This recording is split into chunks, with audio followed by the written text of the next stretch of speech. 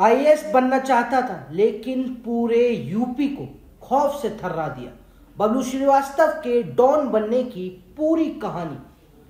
Don Om Prakash उर्फ बबलू श्रीवास्तव साल 1993 में सीमा शुल्क अधिकारी के मामले में उम्र कैद की सजा काट रहा है।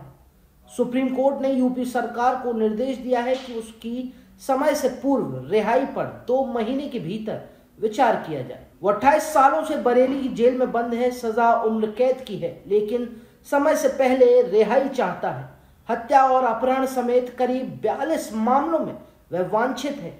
हम बात कर रहे हैं ओम प्रकाश उर्फ बबलू श्रीवास्तव की, जिसके नाम से कभी पूरा यूपी थर्राता था, क्योंकि खौफ का दूसरा नाम था बबलू श्रीवास्तव। वह कभी अंडरवर्ल्ड डॉन दाऊद इब्राहिम का सहयोगी भी हुआ करता था, लेकिन अब उसका दुश्मन है। उत्तर प्रदेश के गाजीपुर के एक पढ़े लिखे मिडिल क्लास परिवार में जन्मे बबलू श्रीवास्तव की डॉन बनने की पूरी कहानी किसी फिल्म से कम नहीं है। जिस तरह से फिल्मों में बदले की आग में जल रहा नौजवान जुर्म की दुनिया में उतर विलेन बन जाता है, ठीक वैसे ही कहानी कुछ बबलू श्रीवास्तव की भी है।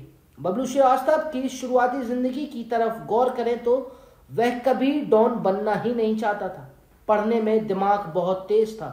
वो आईएएस अफसर बनना चाहता था, लेकिन जब बड़े भाई को सेना की वर्दी पहने देखा तो उसकी चमक से बबलू का मन बदल गया।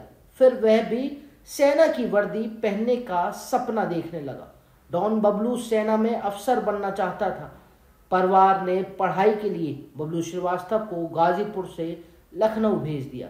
वहां पर उसने लॉ कॉलेज में एडमिशन ले लिया, साथ ही सेना की तैयारी करने लगा। कॉलेज में एक दिन अचानक कुछ ऐसा हुआ जिसने बबलू श्रीवास्तव की सोच और जिंदगी बदल कर रख दी। दरअसल बात 1982 की है। बबलू के दोस्त, जिसका नाम नीरज जैन के एक दोस्त ने कॉलेज में महामंत्री पद के लिए पर्चा भरा था।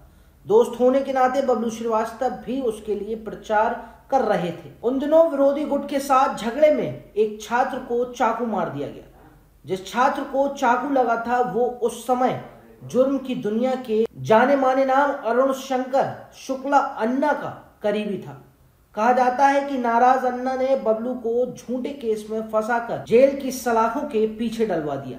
जैसे ही वह जमानत पर बाहर आया तो चोरी के एक और मामले में उसे जेल भिजवा दिया गया।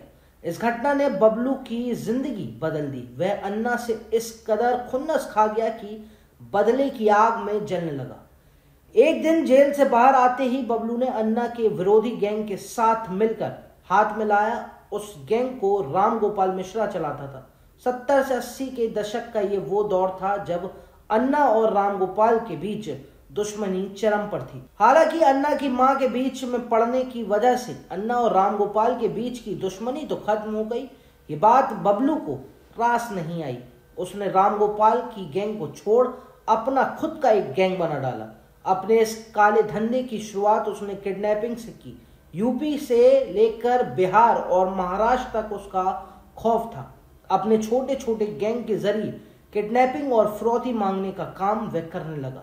देखते ही देखते जुर्म की दुनिया में वह किडनैपिंग किंग बन बैठा। समय के साथ साथ बबलू के जुर्म की लिस्ट भी बढ़ती जा रही थी। यूपी पुलिस उसके पीछे थी।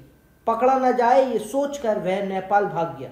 बबलू ने नेपाल के डॉन मिर्जा दिलशाद बेग से हाथ मिला लिया। उसके कहने पर वहां से दुबई भाग गया।